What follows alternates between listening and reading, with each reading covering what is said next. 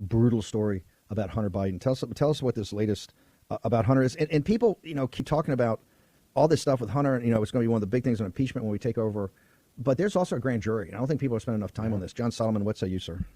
Yeah, the grand jury is very active right now. Lots of witnesses, lots of document gathering, a lot of questions. Who's the big guy? How often were you was the Biden machine hitting up foreign interest, and were those foreign interests interested in the vice president and getting to meet people in Washington? Those are the questions witnesses are being asked. Whoa, slow down. You're breaking Yep, news here. Are you yep. telling me that, and this is the Delaware grand jury, right? There's not the Yes. there's one in and one in D.C. on the January 6 guys. Right.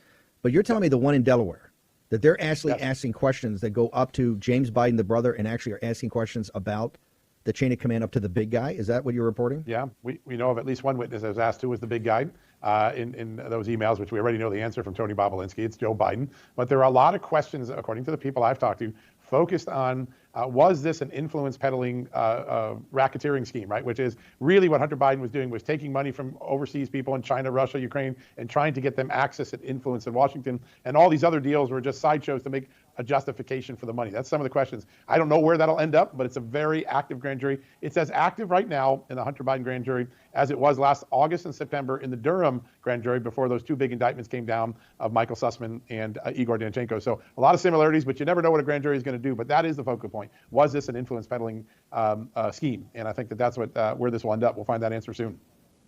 Okay, on Just the News, you're breaking another whole aspect of this. Walk us through this about the way he actually generated business.